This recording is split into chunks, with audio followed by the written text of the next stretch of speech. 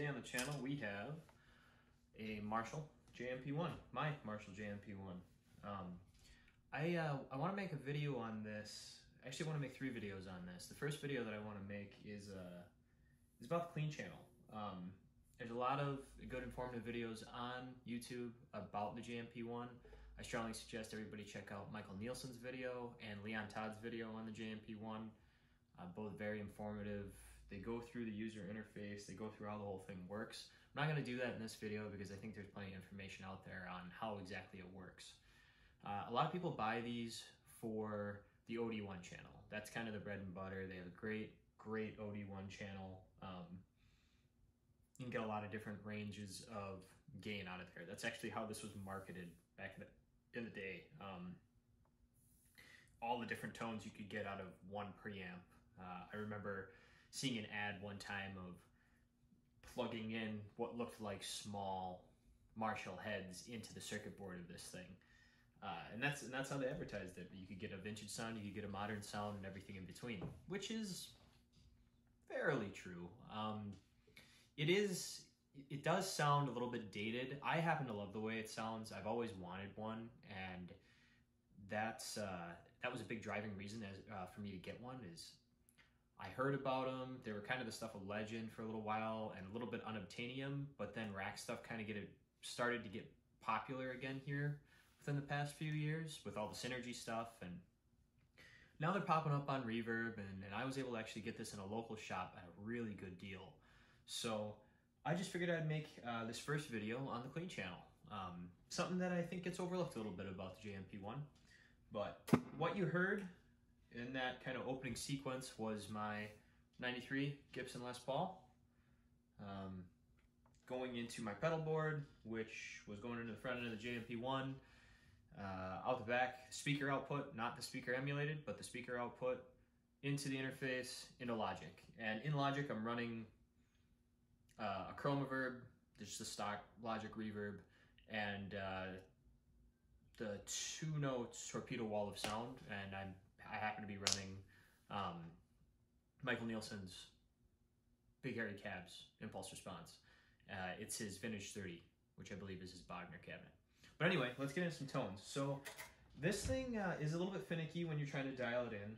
The EQ, it's kind of, you dial it an inch, you kind of get a mile of EQ. So it can be kind of a pain to dial in sometimes, just bass, middle, and treble wise. I highly recommend that you make small micro adjustments to the EQ rather than 3 or 4 notches on the data slider at a time. It can be very frustrating doing it that way because you get so much of something, or it takes out so much of something, that it's kind of hard to find the balance. So realistically, I try and start with everything at 0 and then color to taste, but volume right now I have at 20. The output level here, that's at noon. So I don't like to dime that because you get kind of a really clippy, weird sound that sounds like it's being processed through a computer when the output level's all the way up. So I like to bring the channel volume all the way up. Gain I have at 11 right now. Bass I have at 6. Middle I have at 0. Treble at 2. Presence at 3. So yeah, let's just kind of go through the EQ here on this clean 1 channel to see what it does.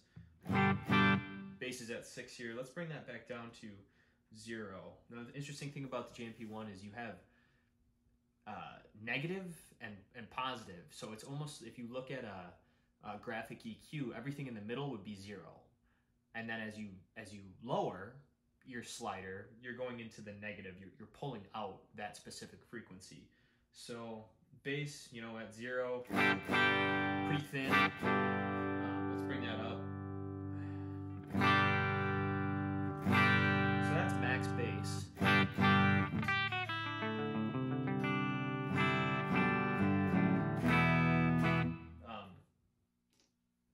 I think I had that about 4.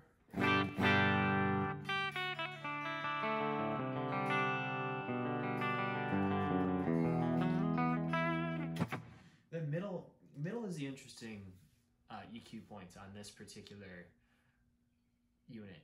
The middle can get very extreme very quickly. If you dial out too much of it, so like let's say you just go right to -6, it's really scooped.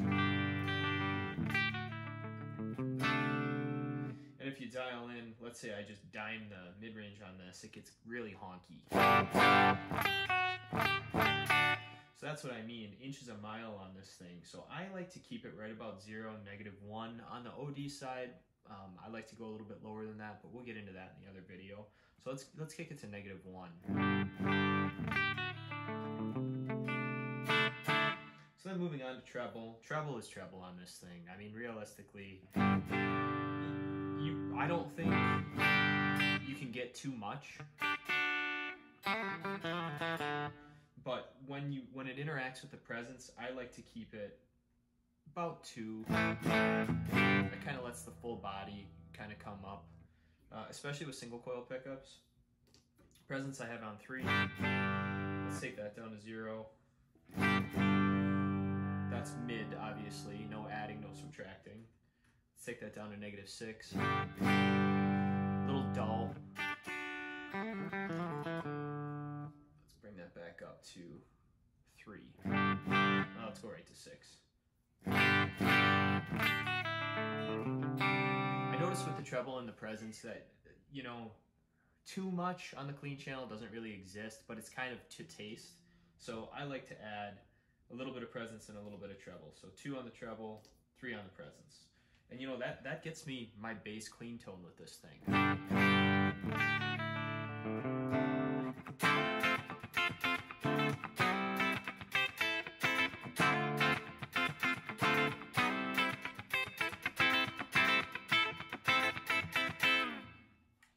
So let's move into the middle position on this Les Paul. You get that really good twangy, almost slightly compressed already sound. What I'm going to do now is kind of pull out that 80s clean tone with this. You can kind of get that almost direct Rockman sound with the clean channel on this and a couple basic effects. So I'm going to throw a compressor in the front of this. This is an MXR Dynacomp Deluxe. Settings on it are tone and sensitivity are both at noon. Clean and output are at 3/4, and the attack is not engaged. So here's with the compressor, middle position.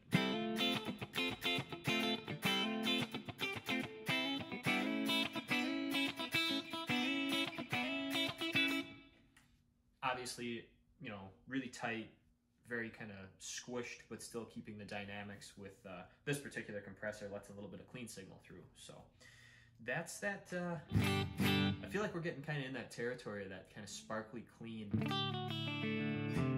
80s sound, which is one of my favorite clean tones to use whenever I'm recording and even live.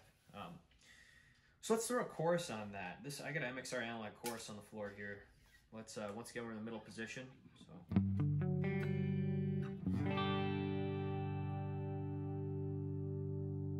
You can really hear that wobble quite well with the compressor engaged. It's allowing all of that to come through kind of at the right speed. Going through the front end of the amp here, I think that it takes pedals like this very well, the clean channel. I don't think it takes drive pedals worth a damn. The drive section in this is very specific. It's going to do the one thing that it wants to do, which is be a Marshall. When you throw something in front of it, it really kind of struggles and fights it. It's like it doesn't want to play nice with others, if you will. The clean section of this is kind of the same way. Modular effects, delays, a compressor even, that's okay. But drive pedals, I don't really even waste my time because I don't feel as though they sound good. I think they're just fighting the clean channel for space in the, you know, frequency or the whole makeup of the sound. But here's a little bit more of that chorus tone.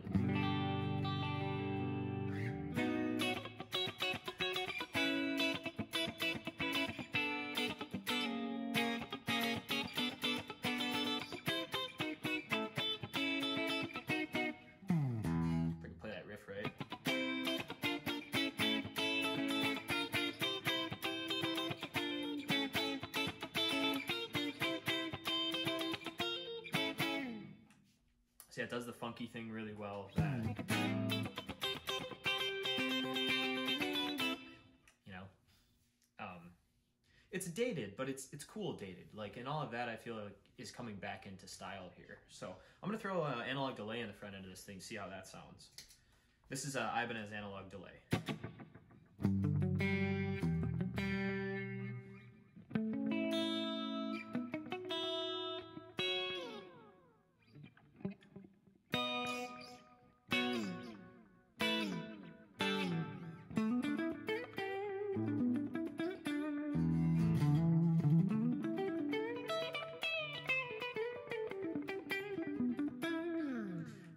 That's something that I think it really picks up on well, is feeding those little single line notes.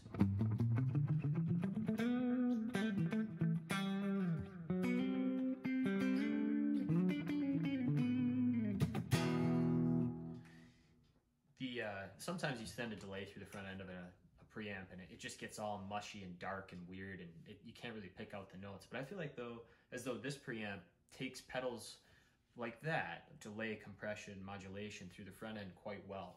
I will note one thing on these JMP1s, the effects loops are terrible. They sound horrible. I don't know what's going on with them in that effects loop, but I never run effects through it just because it puts like a veil over them or does a weird out of phase thing that I really particularly don't care for. If I do run effects through the loop, I'm gonna put them in between the preamp and the power amp some way. Or on my Fryette power station, which is my effects loop, or I'm sorry, is my power amp, I'll run it through the Fryette's effects loop. Sounds 100 times better. So definitely a weak point of the JMP1 is the effects loop. Don't know if anybody's touched on that either. It's just kind of bad. It's just really bad. Maybe I got a bad one, but this one just particularly sounds terrible. Yeah, so from there, there's only one other thing I really wanted to cover on this.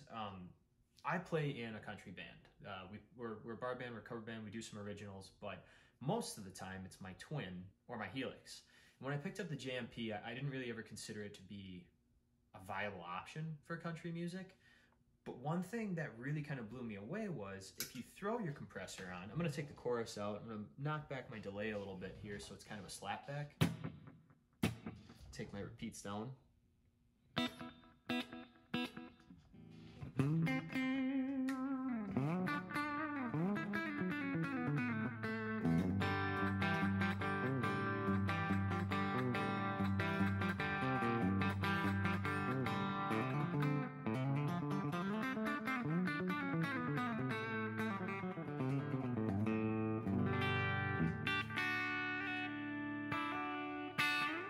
Can do the country thing. Now granted, this is a Les Paul. Obviously it sounds a little bit better with single coils.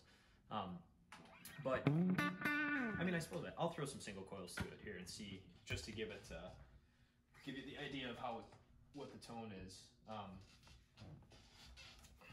the good old trusty Strat here. This will be a fun guitar to make a video on in the near future. Obviously it's got character and it's definitely got a story with the paint job. But yeah, let's just snag a single coil tone here.